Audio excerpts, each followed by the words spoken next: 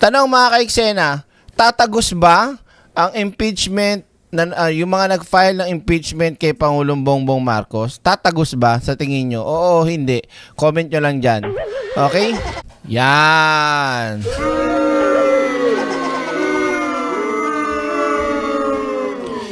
Unang-una, pumipiyok pa ako, sino ba yung mga nasa harapan o mga kasama na nag-file ng impeachment kay Pangulong Bongbong Marcos? Dito pa lang sa babaeng to, nakita yung babaeng to, nuknukan na sinungaling tumpok ng nanto eh. Direk naman, grabe ka naman. Anong grabe? Ito yung punyetang babaeng to, ha? Ang dami nitong, daming iniiyak nito sa social media, kaysa may pasabog, may USB. Anak ng 10 pugitang pusito. USB daw. Hanggang ngayon wala pa rin. So, gumagawa lang ng kwento. Gumagawa lang ng intriga. Tingnan mo nga. Kung talaga may silbi at merong ebidensya tong hayop na babaeng to, eh di sana noon pa kayo nag-file, mga bobo. Diba? Pangalawa, si Topacio. Oh. Saksakan din na sinungaling din. Lahat ng kaso talo. Lahat na naging kliyente, lahat sa gapak. Oh. 'Di ba? Diyos ko naman. Sino pa? Yung isa pang attorney, nakakala mo may karga. 'Di ba? Nahiya pang aminin na DDS. Ewan ko. Ito, pakinggan natin mga ka-eksena. At dito, para silang sinampal ng sarili nilang sarili. Para nila sinampal yung sarili nila dito, mga ka-eksena. Bakit mo nasabi direct na ganun? Yung iniiyak nila rito, mga ka-eksena, ganun na ganun din ang sinisigaw ng taong bayan at ng mga taong nagfa-file ng impeachment kay Sara. Boom! Oo. Isama mo na nga. Lahat nga sila dyan, puro mga sinungaling. Si Defensor, di ba? Asan na yung witness nilang inimbento? Wala na. Lahat ng mga sinasabi ni Defensor, puro alin, kasinungalingan. Bakit? Tatakbo kasi. Kaya mga nag-iingay itong mga punyetan to, may mga balak tumakbo yan. Lalo-lalo na si Topacio. Kaya nga siya lumipat at inadapt na ng PDP laban para makatakbo. But anyway, ito yung sasabihin ko sa inyo talagang halatang halata mga ka-eksena kung gaano, hindi pala halatang halata, double standard itong mga hayop na to. Diba? Itong mga grupo na to, bakit mo nasabi? Pakinggan nyo ito mga ka-eksena. Okay? Asan na ba yun? Ito, game, play. Yan. Impeachment complaint against incumbent President Ferdinand R. Marcos Jr. for culpable violation of the Constitution. Tinan mo yung mukha ni Binag, Kala mo talaga may tira eh. Wala kang tira, Binag. Sila yung may tira sa'yo. Boom! Direk ka na ibig sabihin. Wala. Bahala kayo kung hindi nyo na-gets. Basta. Kala mo talaga may tira siya sa ba't nandyan fake news ka naman. USB mo hanggang ngayon wala pa rin. Diba? Wala kang tira, Binag. Ikaw ang tinitira. Boom! Tuloy tayo. Betrayal of public trust. Betrayal of public trust daw, mga ka-eksena. Okay? Sa Sara, lalong-lalo na kay Sara, betrayal of public trust. Okay? The graft and corruption. Ito lahat ng sinasabi nitong mga to, mga ka-eksena, bumabalik lang sa kanila papunta kay Sara Duterte. Kung ano yung ibinabato nila, mga ka-eksena, ibabalik lang din natin. Talaga ba? Yan pala gusto nyo bakit nyo hinarang? Bakit nyo hinayaang hindi matuloy yung impeachment ni Sara? Inumin nyo pala mga abogado kayo Di ba? Yun, tama, Nosferatu, shout out. Tinitira ng batikos. Kayo naman, Kung ano-ano yung iniisip nyo, kayo talaga. And other high crimes. And other high crimes. Yan yung sinasabi nila. Ngayon, tanong ko sa'yo, Sir, nasan niyang sinasabi mo na yan? Di ba wala? Sasabihin, nasa papel daw, nasa papel. Yung kay Sara, mga ka-eksena, hindi lang nasa papel. Nakikita. 'di ba? Nakikita ng taong bayan. Yung kay Pangulong Bongbong Marcos, bukod sa wala nang may pakitang ebidensya pa, 'di ba? Hindi makita eh. Kay Sara lantaran eh. 'Di ba? Tingnan nyo, ito pa, kung gaano kaengot din to si Chavit Singson. Tingnan mo ha. Evidence dokumentado lahat yung galing sa Ilocos. O, ba't nagpapaliwanag ka? 'Di ba? Defensive masyado si Chavit na yung evidence dokumentado. Lolo mo. Ang dokumentado pinagsasabi mo, lahat ng sinabi dito ni Chavit, lahat ng mga nginaungaw nito, puro kwento niya lang.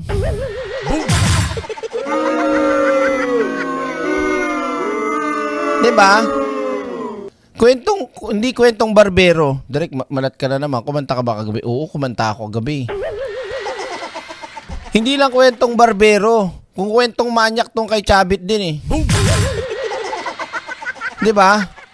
Oh, lahat ng sinabi niyan, may katotohanan ba? Wala. Lahat ng sinabi niyan, may ebidensya ba? Wala.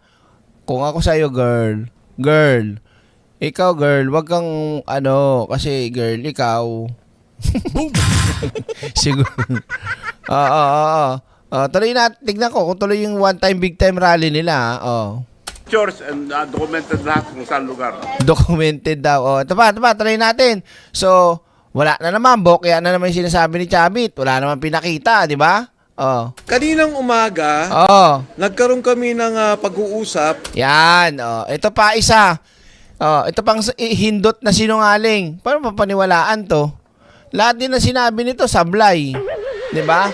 Yung inilabas na ebidensya, dati pa hanggang ngayon, puro tanim ebidensya.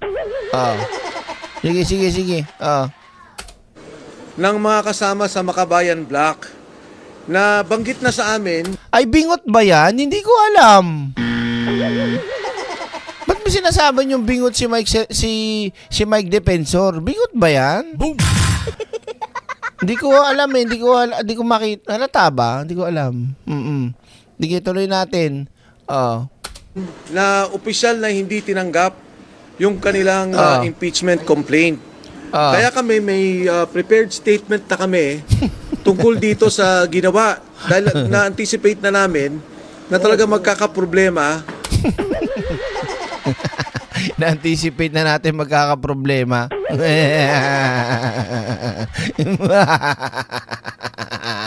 Kung na-anticipate nyo, mga gunggong, halimbawa, walang tatanggap ngayon, di ba? Di sana hindi muna kayo nag-file ng impeachment. Kapag meron na, pinagmukha nyo lang mga engot yung sarili nyo. Alam nyo na palang wala eh. Timingan nyo na may tatanggap para sigurado na walang kawala. Ganun lang, hina nyo rin. Dami-dami yung mga abugago dyan eh. Di ba?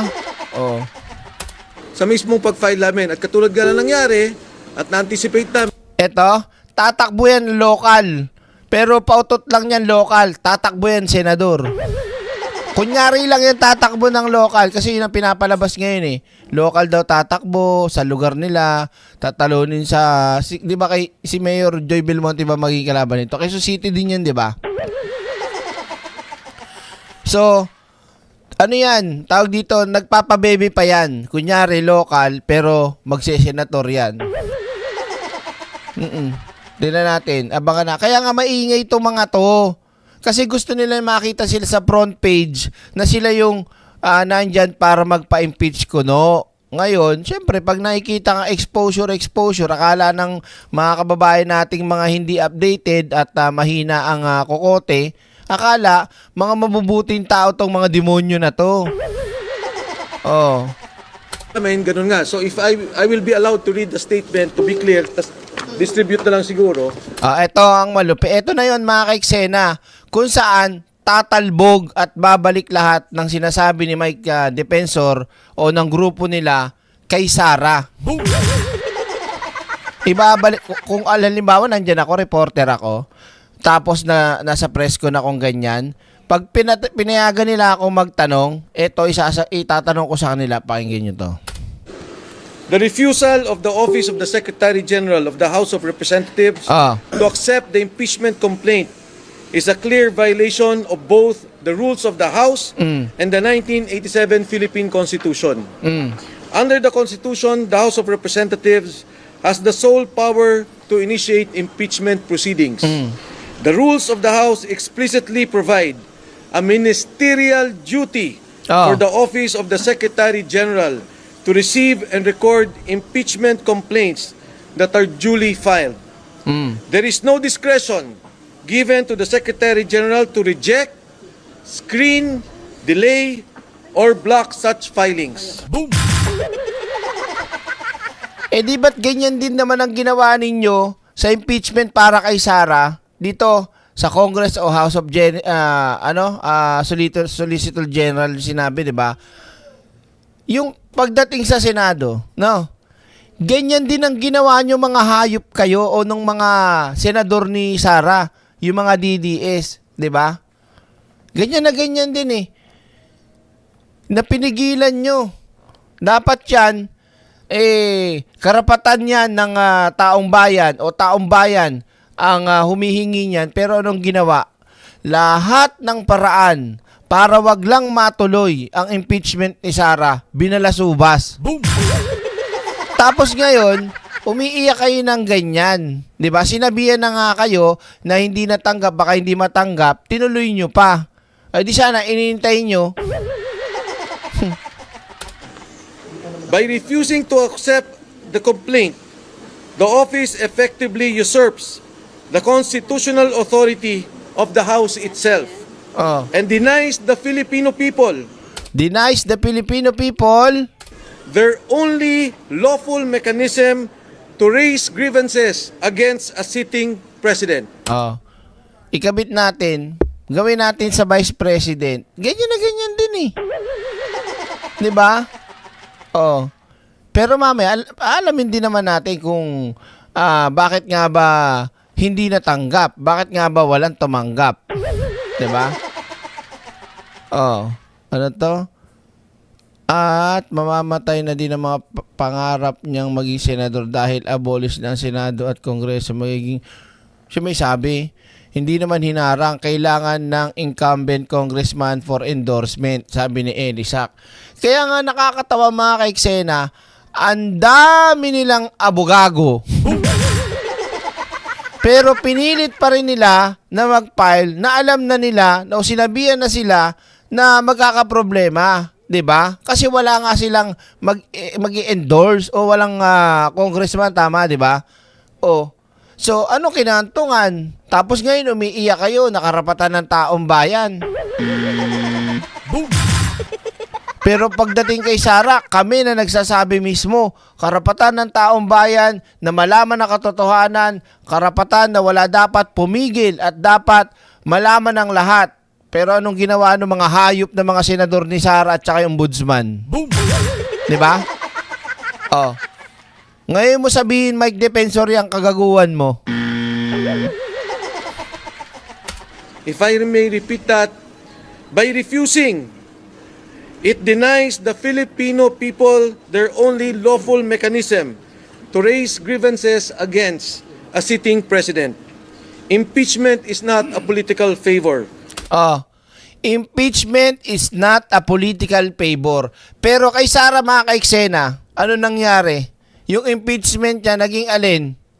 Political, bukod pa doon mga kaiksena, kumbaga, talagang pinakita ng mga senador na to kung gaano sila ka sip-sip tae. Kay Sara, pati ombudsman. Boom! Dati,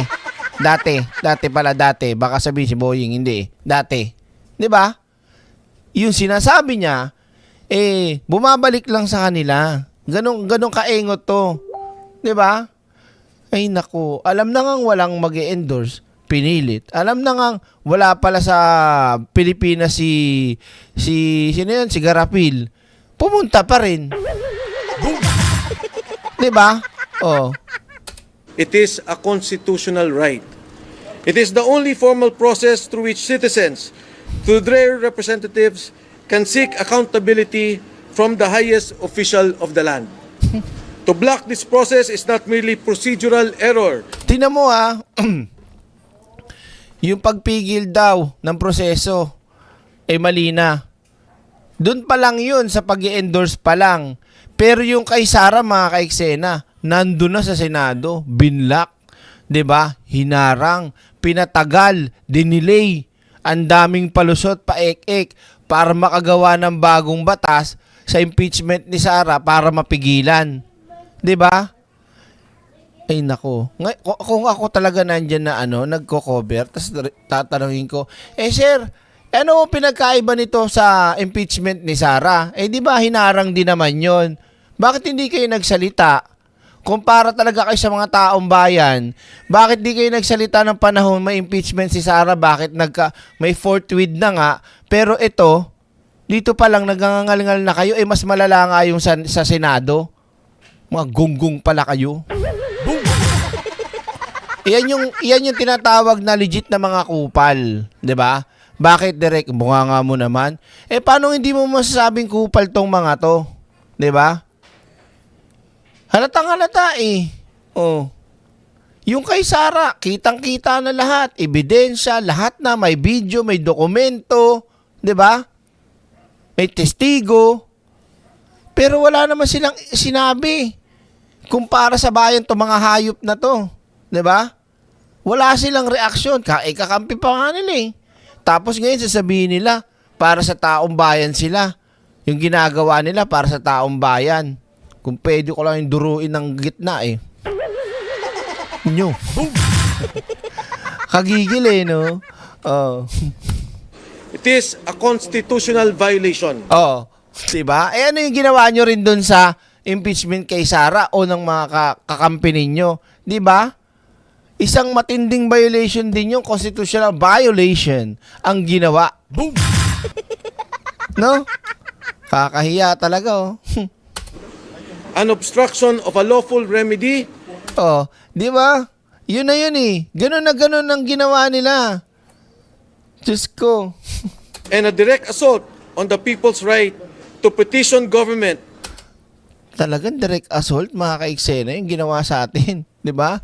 Para hindi ma-impeach si Sara. Biruin mo ilang mga kupal na senador yun.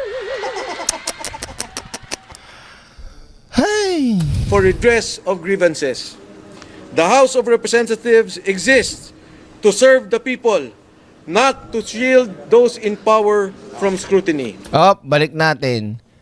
Yung Senado, hindi ginawa ang Senado o ang mga senador para kampihan ang ilang politiko o ilang kilalang tao para sa kanilang kapakinabangan.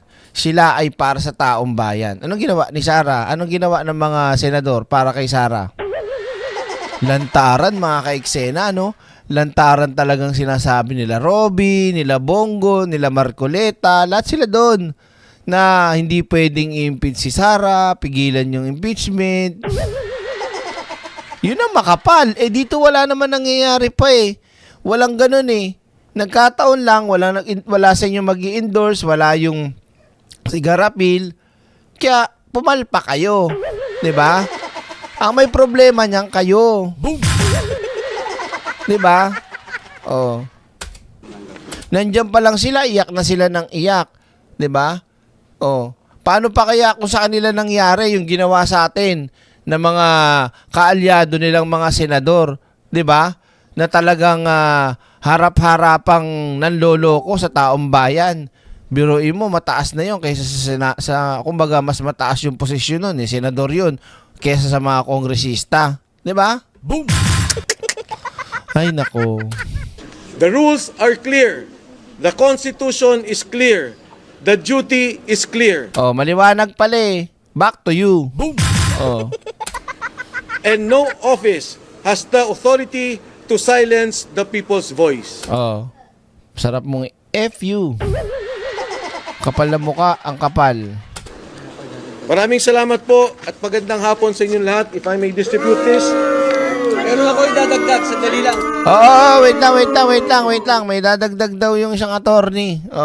Dadagdag ko lang. Yung impeachment complaint is actually a people's complaint. Ito ka, sir, oh. Ito ka, oh. Ito ka. Ito ka. Grabe. People complain daw. Back to you. Naisip niyo yan? Naisip niyo yan kay Sara? Naisip niyo? Ha? Hindi. Boom! Mga hayop talaga eh. Kaya mga kababayan, huwag kayo magpapanin lang dito sa mga to. Kung ano man ang takboy nito, mapa local, mapa nasyonal, hindi dapat makaupo sa posisyon tong mga to. Kasi pag nagkaroon ng posisyon to, sigurado magnanakaw lang tong mga to. Boom! Oo. Bukod sa magnanakaw, sasamantalay na kapangyarihan nito, aabusuhin yan, maniwala kay sa akin. Ngayon pa lang eh. Nakikita nyo na yung ginagawa nilang katarantaduhan eh. 'Di ba? What more pa pag nasa pwesto na yan? Oh.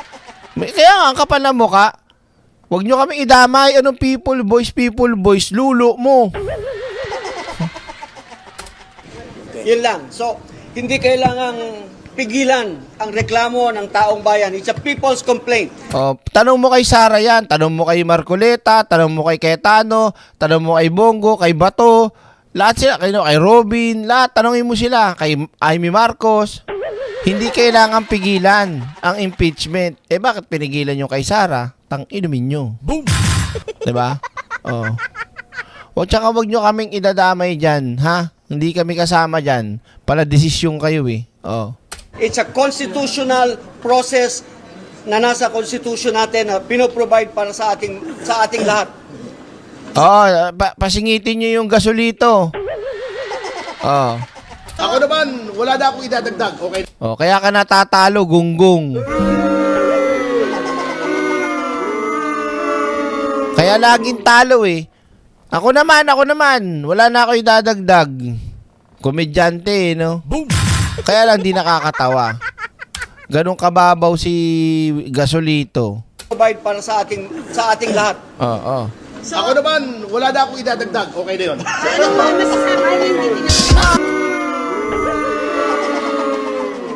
Di ba? Di kami magtataka talaga kung bakit natatalunan ka ng kaso at kliyente. Lahat ng mga naging kliyente mo, ayun, nakakulong. Kawawa naman. Di ba?